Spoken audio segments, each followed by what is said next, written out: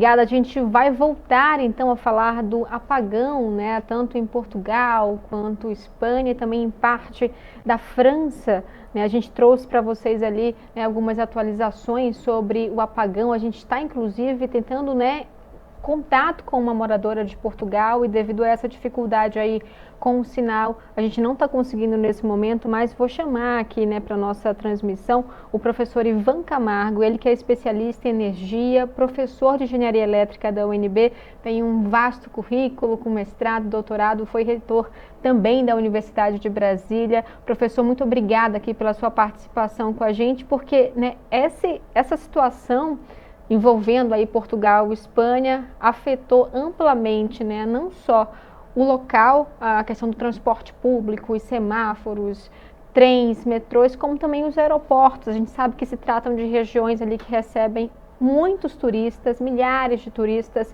diariamente, que isso afeta, né, não só quem está lá, mas quem pretende viajar de outras partes do mundo. E aí a gente teve, professor, né, ao longo do dia, algumas autoridades se posicionando, né, sobre esse fenômeno que, segundo Portugal, autoridades em Portugal teriam afirmado que se tratava de um fenômeno climático ali raro, que teria causado uma vibração atmosférica induzida. Já o presidente do governo da Espanha disse que eles estão ainda avaliando, né, o que teria causado isso, mas a gente já teve esse primeiro posicionamento aí da empresa de energia, né, de Portugal falando sobre essa vibração atmosférica induzida causada ali pela temperatura extrema. Então a gente conta aí, né, com seu conhecimento para nos ajudar a entender essa situação toda. Muito obrigada pela sua participação.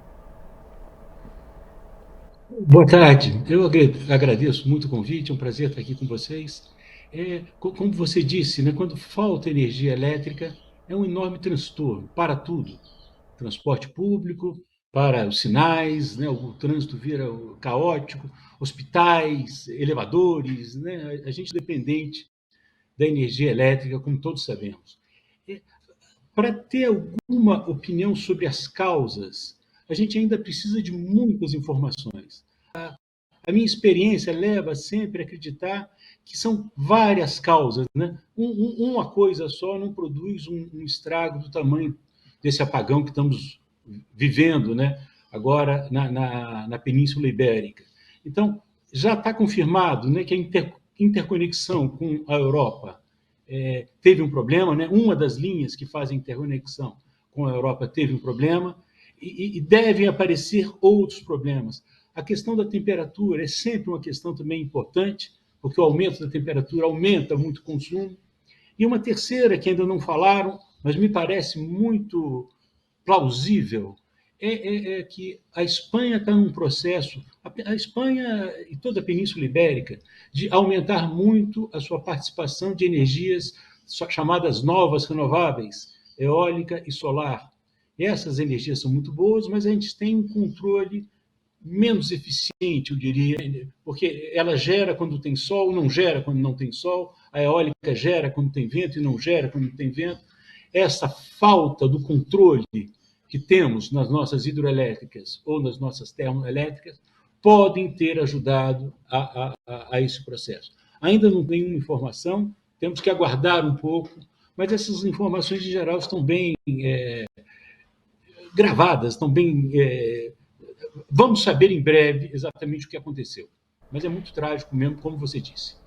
E aí teria se falado inicialmente em um cyberataque, mas depois isso ali, né, não foi confirmado pelas autoridades, disseram que não, que seria mais provavelmente, né, essa questão do fenômeno e esses outros, né, também pontos, né, que o senhor chegou a ressaltar nesse momento. Uma das orientações, inclusive, né, do presidente de governo lá da Espanha, Pedro Sánchez, é que a população só use realmente o celular ali para fazer ligações breves em caso de urgência, justamente para evitar que sobrecarregue ali os serviços de emergência ou atrapalhe os serviços de emergência. Para quem não entende dessa parte, por que exatamente, né, a gente tem ali essa restrição para ligações, por exemplo?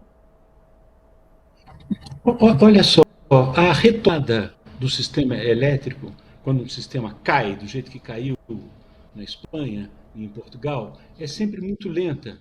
Você tem que ir aumentando a geração ao mesmo tempo que vai aumentando a carga. A gente precisa manter esse equilíbrio. Esse processo precisa de um protocolo bastante rigoroso, bastante difícil de ser executado, e não dá para ser de outra forma. Né? Eu estou acompanhando, né? Eles estão dizendo 6 a 10 horas para voltar o sistema na Espanha, o sistema de Portugal quase um dia, pelas previsões das autoridades de lá. Então, é sempre um processo lento. Portanto, usar a energia durante esse tempo com bastante parcimônia é muito importante, né? Porque você vai tomando a carga devagarzinho. E como a gente enfatizou no início, né, dessa entrevista, quando falta energia, na verdade, nós temos uma grande tragédia. Tudo para, né? Eu fico muito preocupado com os hospitais. As notícias que tem de lá é que todos os hospitais têm o seu gerador, mas o gerador tem uma vida útil, né? Você tem um gerador, ele a capacidade de as cargas emergenciais por um determinado período de tempo. Portanto, todo o uso de dia, quando acontece uma grande catástrofe, uma tragédia como essa, tem que ser usado com muita parcimônia.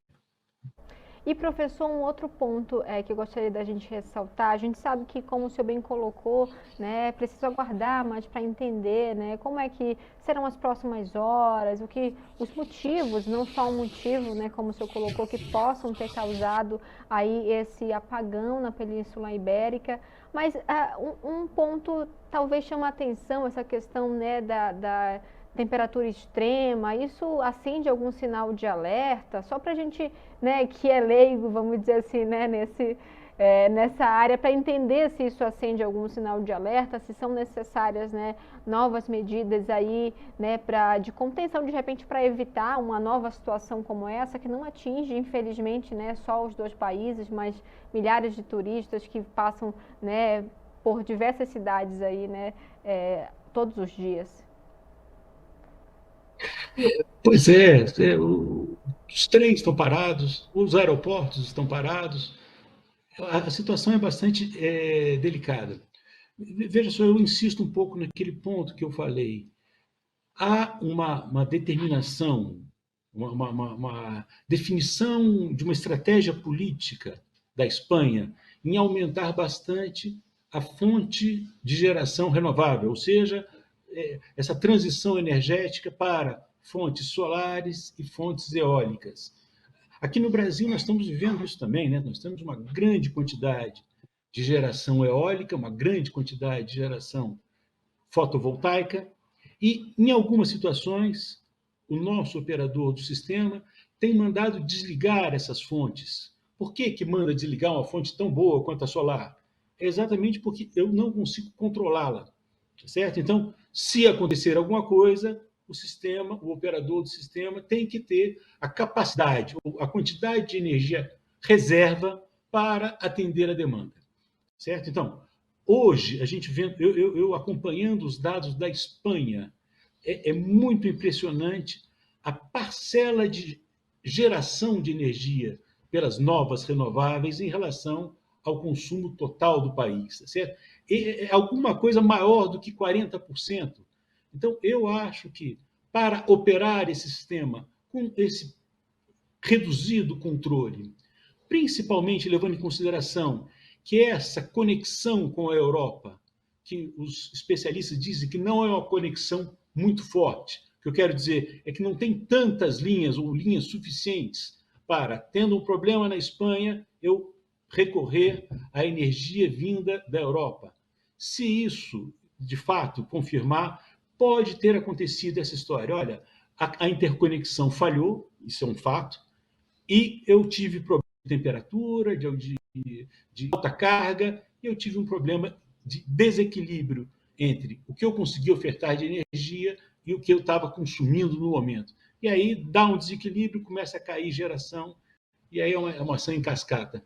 Mas, como eu falei no início, a gente vai ter que aguardar os relatórios técnicos para ter certeza do que aconteceu.